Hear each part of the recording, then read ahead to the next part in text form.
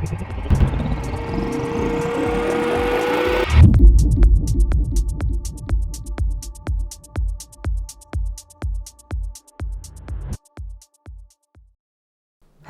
my name is Angie Walker, and I was a model in the 90s. I wanted to share some stories about some of my experiences as a model in the 90s. I started modeling when I was 14 years old, and my career ended when I was approximately 23 years old. So I was discovered in a mall, like a total cliche model discovery moment. I was at the mall with my mom, and some guy came up and said, "Hey, we like your look and we're doing this modeling competition. Would you be interested in joining?" It was a modeling competition for the winner to get a contract so that you could go to New York and model with Ford Models. I didn't end up winning, but I came in second place, and I still ended up getting a contract. So I went to New York and I lived in their model house, and I stayed there with them probably for a couple months.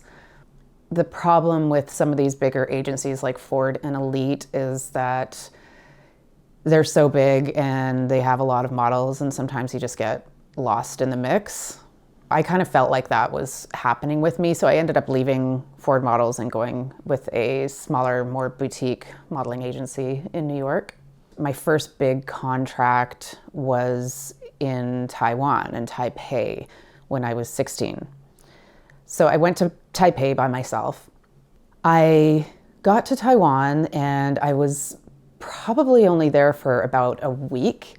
Our agent was a female, and she invited me and the other models I was living with, which there was probably about 6 of us living in this tiny place. She invited us to go for dinner with some business friends of hers. We went for dinner, and it was just all these older businessmen. I was 16, remember?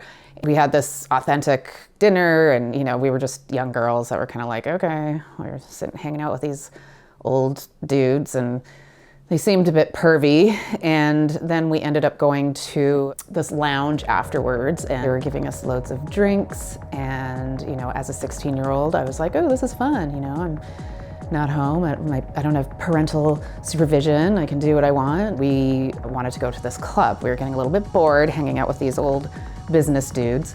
And I went up to my agent and said, hey, thank you, friends, for us, but we're gonna head out and we're gonna go to this club. She then proceeded to grab me and throw me against the wall and said, you're not going anywhere because these men just paid a lot of money for you.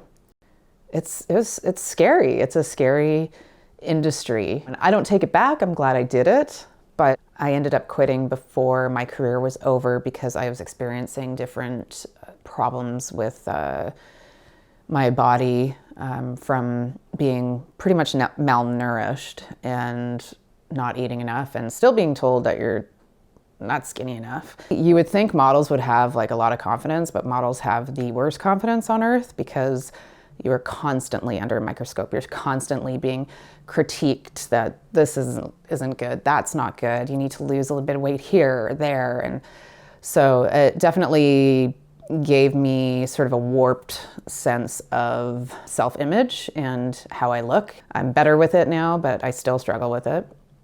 So there was a lot of, basically anorexia and exercise anorexia. I was exercising insanely. And I remember going to a doctor and they said that I was very, very underweight and that it was concerning, and I just wasn't feeling good. I was tired all the time. And so I ended up, for my health, I ended up quitting. And I never really was in it to be famous. I was more in it to use the opportunity to be able to travel the world and make money doing it. Even though nowadays things are better and there's more awareness on things, it is still being run by men, and it still can be dangerous, and I wouldn't recommend it. Currently, I am working with an amazing nonprofit in Chicago called Row 25, and it's these guys from the west side of Chicago, and the west side and the south side of Chicago are lacking resources, and they put on some amazing events for their community to give back to their community and do a lot of work with them still. And I also do a lot of activism work and currently very involved with speaking up for Palestine and what is happening there and going to all of the protests. We'll never be defeated! And people united will never be defeated. And I feel like that's more important than any of this other shit. And so that's sort of where my life has taken me. I just feel like the way the world is now, we need to be helping each other. And part of your rent of being on this earth is helping and giving back. And that's where I'm at now.